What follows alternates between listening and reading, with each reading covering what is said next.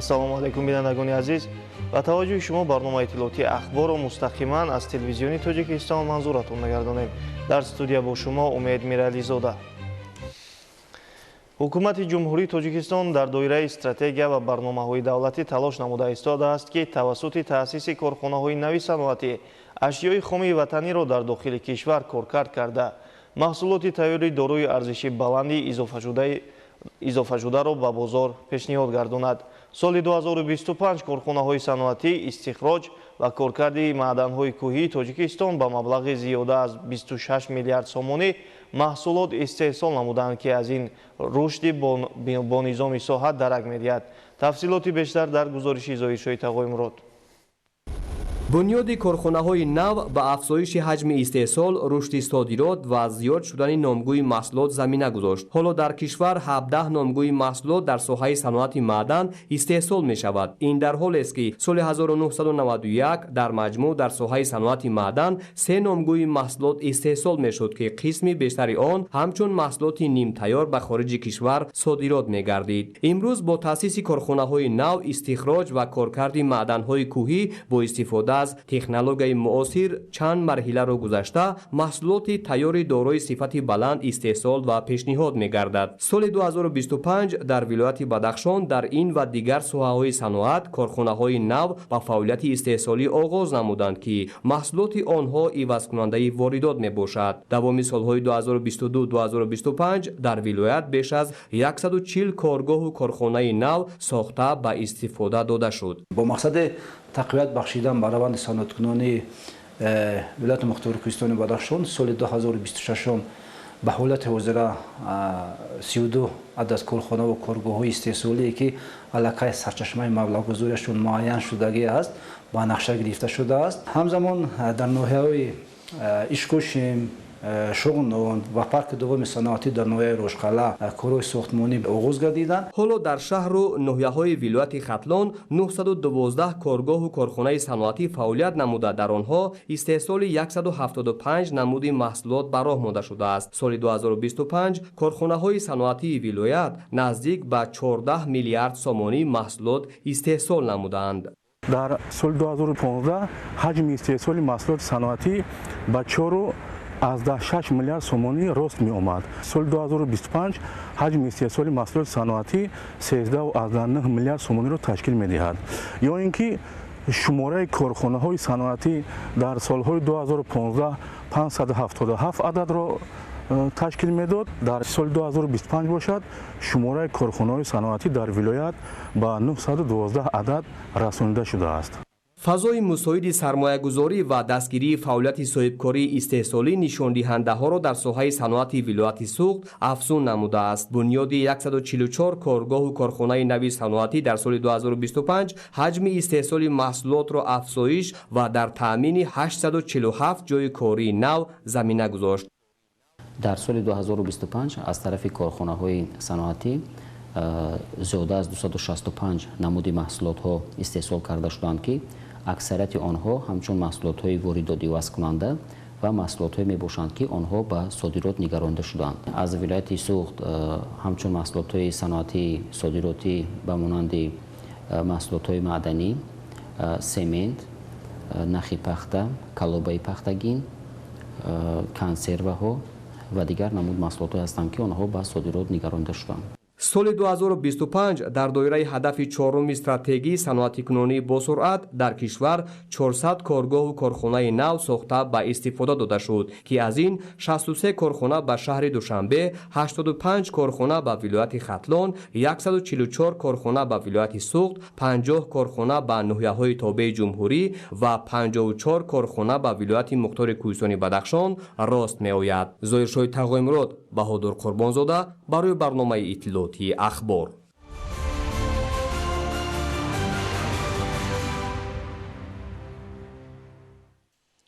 лифт дар биноҳои баландошиёна яке аз инфрасохтори зарурӣ ва муҳим ба ҳисоб меравад. аз ин рӯ истифода ва нигоҳдории он маърифати баланди шаҳрнишиниро аз сокинон талаб мекунад. лифтҳои биноҳои баландошиёна, ки солҳои қабл бунёд шудаанд, ҳоло аксаран корношаям гардида ва талабот ҷавобгӯ нестанд. бо ин мақсад дар доираи як лоиҳа навсозии онҳо дар шаҳр роҳандозӣ гардидааст. идомаи мавзӯъ дар гузориши ҳамкоронамон. авҷу сурати корҳои ободониву созандагӣ дар шаҳри душанбе давоми солҳои охир ба таври бесобиқа таъмин шудааст, ки ин ҳама натиҷаи самараи меҳнат ва ташаббусу иқдомҳои бунёдкоронаи раиси шаҳри душанбе муҳтарам Рустами Эмомалӣ мебошад. ҳамин аст ки ҳоло симои пойтахт куллан тағйир ёфта, он ба яке аз шаҳрҳои пешрафта дар ҷаҳон табдил ёфтааст. ин раванд ба таври ҳамешагӣ дар ноҳияҳои шаҳр идома дорад. натиҷа ҳамин аст ки сатҳу сифати зиндагии сокинон низ беҳтар гардидааст. корҳои навсозӣ дар инфраструктури биноҳои қабл аз замони истиқлол бунёдшуда низ зери таваҷҷӯҳи бевоситаи роҳбарияти шаҳр қарор гирифтааст. лифтҳои биноҳои баланддоштонае ки солҳои пеш дар шаҳри душанбе бунёд шуданд, дар аксари маврид корношам гардида, ҳоло имкони истифодаи онҳо мавҷуд нест. бо мақсади бартараф намудани ин мушкилии сокинон, ҳоло дар шаҳри душанбе лоиҳаи навсозӣ, таҷдид ва пурра иваз кардани лифтҳо дар хонаҳои истиқоматии бисёр ошона, ки то давраи иstiqloliyati давлатӣ бунёд гардиданд, амалӣ шуда истодааст.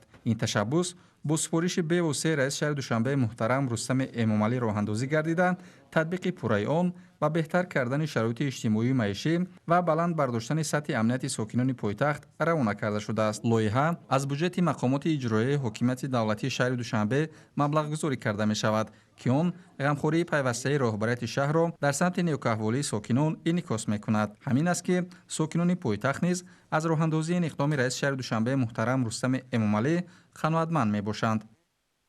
мо истиқоматкунандагони кӯчаи Неъмат Қарабоев, бинои 92 дроб 2 солҳои зиёд буд ки аз лифти бино истифода бурда наметавонистем, зеро ки лифти бинои мо хеле солҳои пеш насб карда шуда буданд ва дуруст фаъолият намекард. имрӯз хеле хурсандем ки бо дастгирии раиси шаҳри душанбе муҳтарам Рустами Эмомалӣ ба бинои мо лифти нави замонавӣ насб карданд ва он хеле хуб фаъолият менамояд. мо сипосгузории худамонро ба раиси шаҳри душанбе муҳтарам Рустами Эмомалӣ мерасонем ки барои мо барои зиндагии арзанда чунин шароити хуб фароҳам оварданд. дар ҷараёни корҳои лоиҳавӣ муайян гардидааст ки дар хонаҳои истиқоматии шаҳри душанбе бо баландии 9, 12, 16 ва 18 ошёна 572 лифт истифода бурда мешавад. давра ба давра иваз кардани лифтҳо амнияти онҳоро баланд бардошта, шароити зисти сокинонро беҳтар хоҳад кард. пудратчии лоиҳа ҷамъияти дорои масъулияти маҳдуди имод душанбе мебошад. дар ҷараёни корҳо лифтҳои истеҳсоли ватанӣ ки ба стандартҳои муосири сифат ва бехатарӣ мувофиқат мекунанд истифода бурда мешаванд. соли 2025 дар шаҳр аллакай 47 лифти нав мавриди баҳрабардорӣ қарор гирифт, ки боиси хурсандии сокинон гардидааст. мувофиқи иттилоъ дар соли 2026 насб ва ба кор даровардани зиёда аз 100 лифти муосир ба нақша гирифта шудааст. татбиқи лоиҳаи мазкур саҳми муҳим дар рушди инфраструктури шаҳр дар самти баланд бардоштани сатҳи зиндагии сокинони шаҳри душанбе маҳсуб мешавад.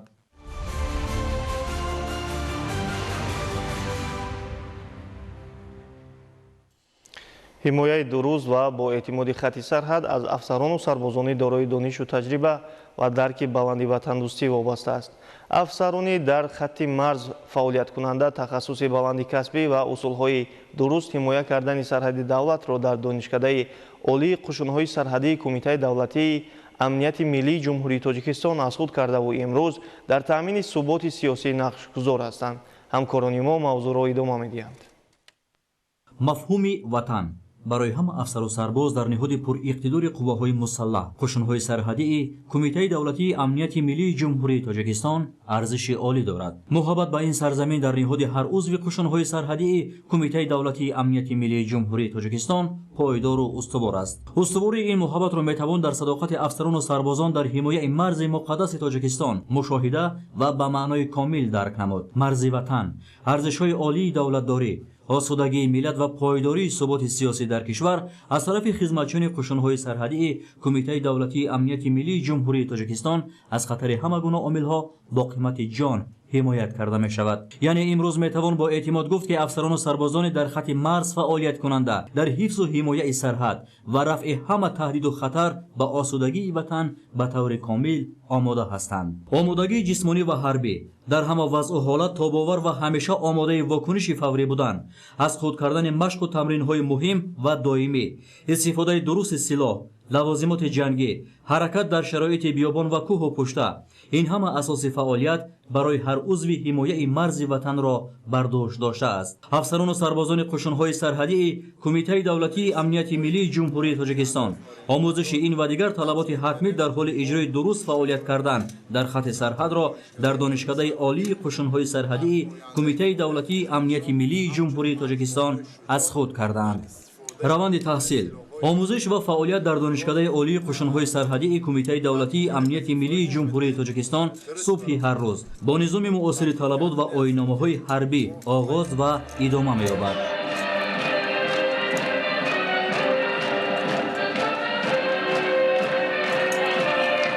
мо ҳамчун омӯзгорони фанҳои тахассусӣ ҳаракат мекунем ки ҳамаи нозикиҳои силоҳро дар вақти истифодабарӣ ё ин ки иҷрои вазифаҳои хизматӣ пурра дарк намоянд ва дар оянда ҳамон сарбозону ҳамон ҷанговароне ки омода мекунанд баҳри ҳифзу марзу бӯми ватан онҳо дуруст истифода бурданро аз худ кунанд. донишкадаи олии қушунҳои сарҳадии Кумитаи давлатии амнияти миллии ҷумҳурии Тоҷикистон дорои ситод, шуъбаи илм ва қисми таълимӣ, як факултет ва 9 кафедра ва аз маркази таълимии саҳрои Лоҳур иборат буда мутахассисонро аз рӯи 4 ихтисос омода мекунад. донишкада муассисаи таълимиест ки барномаҳои таҳсилоти давлатии маълумоти олии касбӣ ва иловагии касбиро дар соҳаи ҳифзи сарҳади давлатӣ амалӣ менамояд. дар донишкада тайёркунӣ, бозомӯзӣ ва такмили ихтисос барои хизматчиёни қушунҳои сарҳадӣ дар сатҳи баланд ва зарурӣ ба роҳ монда шудааст. барои обутоби бадан ва ташаккули ҷисмонии курсантон дар донишкада толори варзишии муҷаҳҳаз фаъолият менамояд. фароҳам будани чунин шароит имкон медиҳад ки курсантон баробари дониши ҳарбӣ ҳамчунин усулҳои дуруст муқоимат кардан бо ҳар нафари қасди убури хатти сарҳад доштаро пурра аз худ намоянд. чун марзбонон на танҳо афсар ё сарбоз, балки муҳофизи амнияти миллат ҳастанд. сабру таҳаммул, устувории равонӣ, ҳисси масъулият, ватандӯстӣ ва қудрати қабули қарор дар лаҳзаҳои ҳассос, дониши хуби минтақаи сарҳадӣ, шинохти релеф, роҳҳои эҳтимолии убур, шароити иқлим, аҳолии маҳаллӣ ва хусусиятҳои ҷуғрофӣ, ин ҳама дар донишкадаи олии қушунҳои сарҳадии Кумитаи давлатии амнияти миллии ҷумҳурии Тоҷикистон ба курсантон пурра омӯзонида мешавад ва онҳо ҳамчун кадрҳои дорои тахассуси баланд ва соҳибтаҷриба дар ҳимояи марзи ватан камари ҳиммат мебанданд.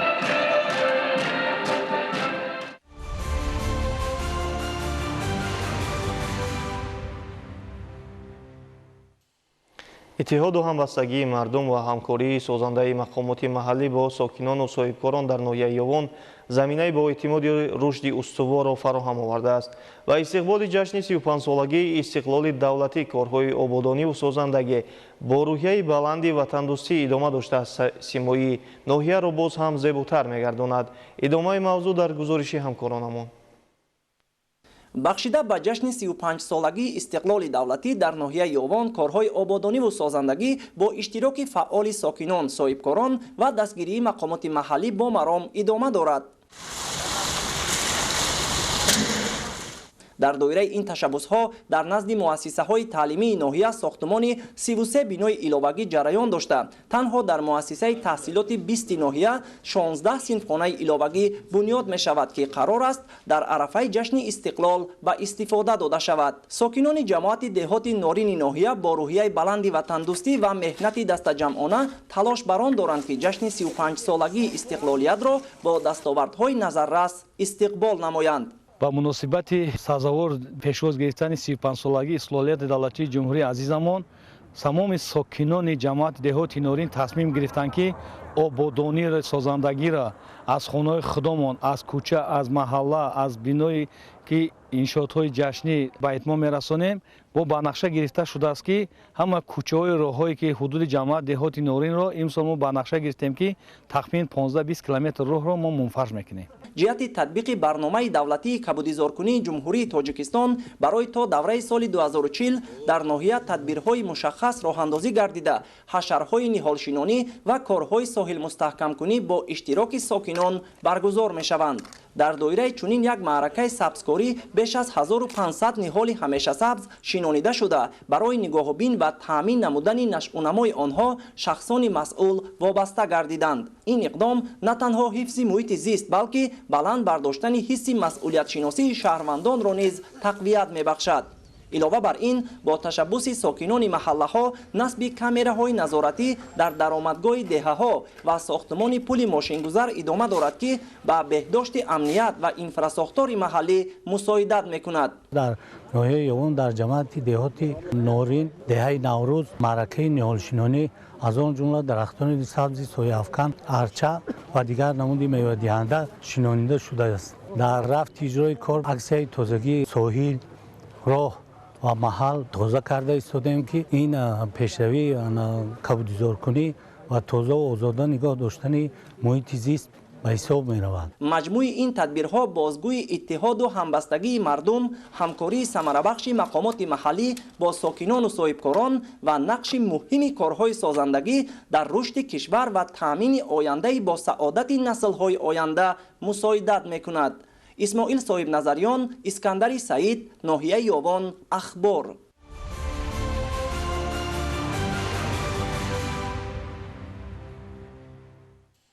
соли 2025 аз инфраструктури сайёҳии вилояти Бадахшон зиёда аз 51 000 сайёҳи дохилӣ ва хориҷӣ дида намуданд.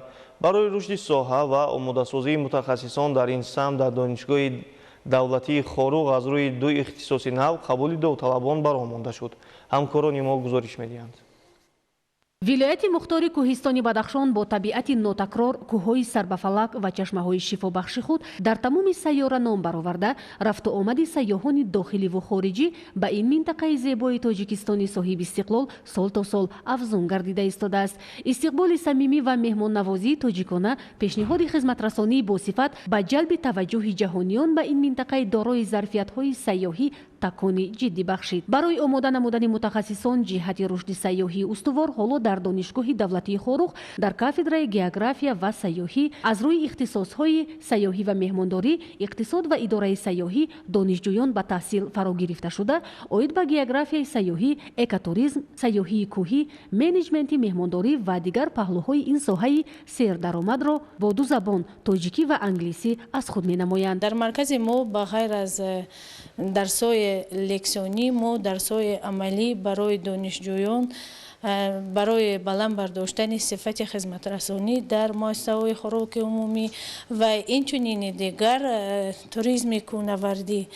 яъне мо дар дарсҳои амалӣ барои донишҷӯён тарзи қабул ва гусели меҳмон дар меҳмонхонаҳо, дар тарабхонаҳо, тарзи пешниҳоди таомнома, тарзи ороиши миз ва тарзи ба меҳмон расонидани хӯрокро меомӯзем. раванди дарсҳо дар маркази сайёҳӣ ва маркази иқтисоди сабз бо истифода аз технологияи муосир ва лавозимоти туризм ба роҳ монда мешаванд. маркази иқтисоди сабзи донишгоҳ низ барои омода намудани мутахассисон дар самти гузариш ба иқтисоди сабз, ҳифз намудани муҳити атроф ва кор бо лоиҳаҳои гуногун барои устодон ва донишҷӯён муҳим арзёбӣ мегардад. ҳоло донишҷӯён аз тариқи ин марказ тавассути лоиҳаҳои пешниҳод намуда дар хориҷ аз кишвар ба бозомӯзӣ фаро гирифта шуданд ки ин омил ба омода намудани беҳтарин мутахассисони соҳа мусоидат хоҳад кард. соҳаи сайёҳӣ яке аз соҳаҳои муҳими афзалиятноки иқтисодӣ ва иҷтимоӣ ба шумор меравад. рушди соҳаи сайёҳӣ на танҳо барои шароити дохилӣ, балки муаррифгари таърих, тамаддун, фарҳанг ва анъанаҳои миллӣ мебошад. аз соли 2010 то инҷониб садҳо мутахассис аз рӯи ихтисосҳои сайёҳӣ ва меҳмондорӣ, иқтисод ва идораи сайёҳӣ донишгоҳро хатм намуда, дар ҷодаи меҳмоннавозӣ ва хизматрасонӣ, инчунин муаррифии маконҳои таърихӣ ва сайру сайёҳати вилояти мухтори кӯҳистони Бадахшон, инчунин дигар минтақаҳои Тоҷикистон кору фаъолият намуда истодаанд.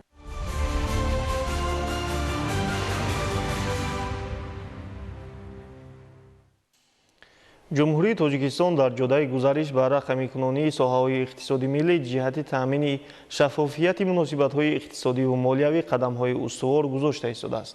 ҳамин аст ки ҳиссаи пардохти ғайринақдӣ дар кишвар нисбат ба солҳои қаблӣ тамоили афзоиш дорад. тафсилоти бештар дар гузориши навбатӣ. حجم عملیات‌های غیرنقدی تشکیلات‌های قرضی مالیوی کشور در سال 2025 با 42.4 میلیارد سومانی برابر گردیده است. این نشان دهنده در مقایسه با سال‌های قبلی افزایش یافته است. در سال 2025 حجم عملیات‌های پرداختی غیرنقدی با استفاده واسطه‌های الکترونی پرداختی 42.4 میلیارد سومانی را تشکیل داد که نسبت به همین دوره سال 2023 2.7 مراتبه زیاد می باشد. مقایسه با سالهای قبلی اگر کنیم البته که نتیجه های نظر هستند. هم حصه پرداخت غیر نقدی در جمهوری افزایش یافته است، هم شماره استفاده برندگان واسطه الکترونیک پرداختی روز از روز زیاد شده ایستاده است. تناسب حصه عملیات های گرفتن پول نقد و پرداخت های غیر نقدی مال و خدمت رسانی با استفاده از واسطه های الکترونی پرداختی در مجموع حصه نقدی 70.6% و غیر نقدی 29.4% را تشکیل داده. حصه پرداخت های غیر نقدی نسبت به سال 2023 9.8 بند فایزی افزایش یافته است. تحلیل و تحقیقات عالمان ساحه نشان داد که استفاده پرداخت‌های غیر نقدی هنگام خرید و فروش با شفاف گشتن عملیات‌های مالیوی، زیادشوی حجم امانت‌ها و کاهش یابی اقتصادیات پنهانی مساعدت می‌نماید. برای هوسمند کردن اهالی با استفاده واسطه الکترونیک پرداختی از جانب تشکیلات‌های قرضی برنامه‌های مخصوصی هوسمندکنی پیشنهاد گردیده ایستاده است که این هم با گسترش پرداخت‌های غیر نقدی چی در بخش دولتی باشد و یا چی در بخش خصوصی باشد البته که مساعدت کرده ایستاده است. در سال 2025 مقدار عمومی کارت‌های پرداختی بانکی 10.4 میلیون عدد را تشکیل داده است که نسبت به سال 2023 55.5% زیاد می باشد. شماره عمومی همیان‌های الکترونی باشد به 17.7 میلیون عدد رسیده است که نسبت به همین دوره سال 2023 دو مراتب زیاد می باشد. از جانب تشکیلات‌های قرضی مالیوی در عموم 28762 رمز یگانه در نقطه‌های سودا و خدمت‌رسانی نصب گردیدند که این نشان دهنده نسبت به سال قبلی 44.4% افزایش یافته است. از جمله 5397 عدد آنها مخصوص برای قبول پرداخت‌های خدمت‌رسانی دولتی پیش بینی گردیدند. تشکیلات‌های قرضی یا اینکه در عموم نظام بانکی همون انفراستراکچوری ضروری از لحاظ برنامه‌ای اینکه از لحاظ تجهیزات دارا میباشد و در صورت تقویت بخشیدن همکاری با بخش دولتی اینکه با بخش خصوصی آماده‌اند که پرداخت‌ها را به طور غیر نقدی و به طور موثر راه‌اندازی نمایند. طبق تحلیل‌ها در بسیار کشورها نشان دهنده پرداخت‌های غیر نقدی 80-90% را تشکیل می‌دهد. این یکی از راه‌های اساسی تأمین نمودن شفافیت عملیات خدمت‌رسانی به حسابگیری و پیشگیری عامل‌های انسانی میباشد.